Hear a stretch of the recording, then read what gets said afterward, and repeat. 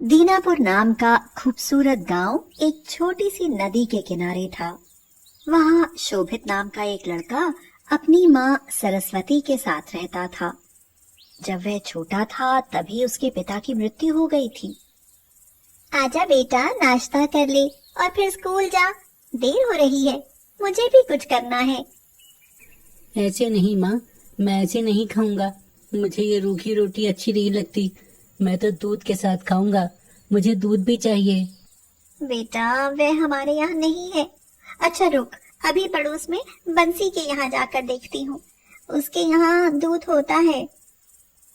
वह पड़ोस के बंशीधर के यहाँ जाती है और कहती है, भैया बंसी, मेरे शोभित को दूध के बिना खाना अच्छा नहीं लगता है, मुझे एक गिलास दूध रोज दे दिया करो। इसके बदले में तुम्हें हमारा काम भी करना होगा। मुन्ने की माँ बीमार रहती है और हम बर्तन धोने के लिए एक बाई की तलाश कर रहे हैं। तो ऐसा करो, तुम दोपहर को मेरे बर्तन धो दिया करना और उसके बदले में मैं तुम्हें दूध और कुछ रुपए भी दूंगा। ठीक है भैया। इसी तरह गांव में सबका एक दूसरे से कनेक्शन जुड़ा होता है। नगद रुपयों के बजाय सामान और काम करके भी काम चलाया जा सकता है। सरस्वती दिन भर मजदूरी करती और जब मजदूरी नहीं मिलती तो गांव में ही जिस किसी का काम मिलता तो कर लेती। शोभित को वह अच्छे अच्छे कपड़े पहनाती, अच्छा खाना खिलाती और स्कूल में पढ़ाती थी। तुम कितनी कमजोर हो गई हो माँ। जब मैं बड़ा हो जाऊंगा तब मैं तुम्हें कुछ भी काम नहीं करने दूंगा। मेरा राजा बेटा नौकरी करके रुपए लाएगा और मैं रानी की तरह बैठकर राज करूंगी। अच्छा माँ, मुझे एक अच्छी सी कहानी सुनाओ। फिर वह उसको अच्छी अच्छी कहानियां सुनाती थी। शोभित आराम से सो जाता था। किसी किसी दिन ऐसा होता कि खाने के लिए कुछ भी नहीं होता तो सरस्वती खाना नहीं खाती और बस शोभित को ही खिला देती। माँ, आओ मेरे साथ खाना खाओ। बेटा, मेरे पेट में दर्द हो रहा है, मैं खाऊंगी ना तो बीमार हो जाऊंगी। शायद बदहजमी हो गई है, खाने से तो और भी तकलीफ बढ़ जाएगी।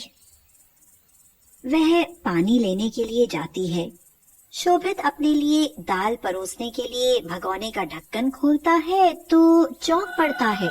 अरे, ये तो बिल्कुल खाली है। अब समझा, माँ के लिए कुछ रह ही नहीं गया है। जो कुछ था उसने मुझे खिला दिया और अपने लिए बहाना बना रही है ताकि मुझे पता न चले और मैं आराम से खा लूं।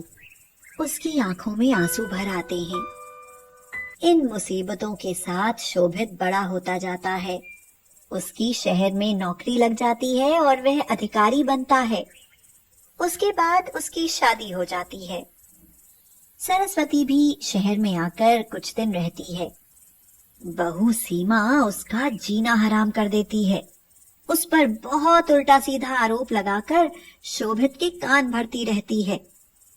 मैं माँ जी को कितना समझाती रहती हूँ कि अच्छे कपड़े पहना करो, थोड़ा अच्छा रख रखाव रखा करो। आखिर आप एक अधिकारी हैं। आपसे मिलने वाले लोग आते हैं तो इन्हें देखकर कहते हैं कि आपने एक नौकरानी रखी हुई है। ये हमारी जानबूझकर बदनामी कराती है। हाँ, तुम ठीक कह रही हो। हमारा स्टैंडर्ड है और ये उसको गिराने में लगी हुई हैं। इससे तो अच्छा है कि ये गांव में जाकर रहें। माँ, आप गांव में रहो, मैं आपका खर्चा भेज दिया करूँगा। बेटा, अगर मेरे रहने से तुम्हारी बदनामी होती है तो मैं गांव में रह लूंगी। मैं तुम्हारा खर्चा लेकर क्या करूंगी? जब तक मेरे हाथ पैर चलते हैं मैं कमा लिया करूंगी। सरस्वती चली जाती है। अचानक एक दिन शोभित बीमार होता है। वह अपना चेकअप कराता है तो उसके पैरों के नीचे से जमीन खिसक जाती है। सीमा, मेरे दोनों गुर्दे खराब हैं। अब मेरी जिंदगी का अंत समय आ गया है। डॉक्टर ने कहा है अगर तुरंत गुर्दा नहीं बदला गया तो मेरी मौत भी हो सकती है। वह पूरी कोशिश करता है, रिश्तेदार, दोस्त, परिचित सबसे कहता है, लेकिन उसे गुर्दा कहीं नहीं मिलता। ना ही कोई दान करता मिलता है। अचानक एक दिन एक गुमनाम दानकर्ता उसको अपना गुर्दा दान कर देता है, जिससे उसका ऑपरेशन होता है।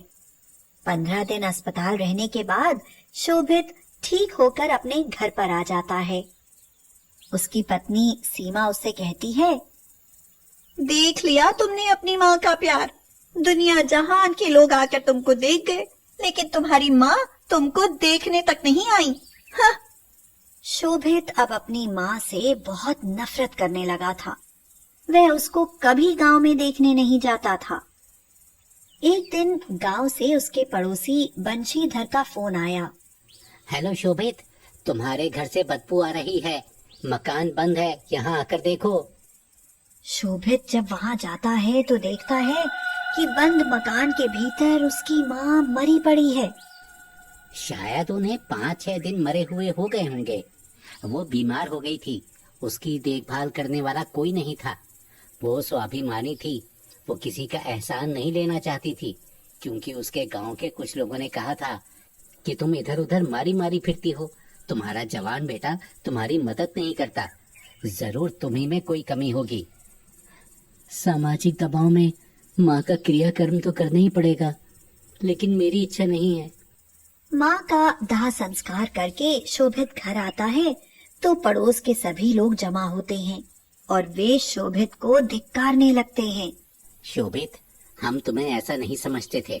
तुम्हारी खातिर चाची ने पूरी जिंदगी मजदूरी की और अपने शरीर का, खान पान का कभी कोई ध्यान नहीं रखा। तुम सब भूल गए। कौन इतना करता है? तुम्हारी पत्नी ने उन्हें शहर से लड़ झगड़ कर भगा दिया, और कोई माँ होती तो तुमको देखने तक नहीं जाती, लेकिन उन्होंने तो अपना गुर्दा तक तुम्हें दे दिया। यह बात सुनकर शोभित को जैसे करंट लगा। क्या मुझको गुर्दा देने वाली मेरी माँ थी? तभी तो वो तुमको देखने नहीं जा सकी। उसने डॉक्टर से कह दिया था कि शोभित को मत बताना कि गुर्दा मैं दे रही हूँ, नहीं तो शायद वो बेचारा मेरी कमजोर हालत को देखते हुए गुर्दा नहीं लेगा। लेकिन मैं चाहती हूँ कि मेरा बेटा ठीक ठाक रहे। मेरा क्या है, मैं तो मरने को ही बैठी हूँ। शोभित की आंखों से आंसू बहने लगे। अब वह बहुत पछता रहा था।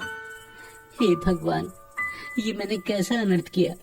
जिस माँ ने अपना सुख नहीं देखा और मेरे लिए अपनी जिंदगी कुर्बान कर दी, उस माँ को मैं अंतिम समय में अपने पास भी नहीं रख सका।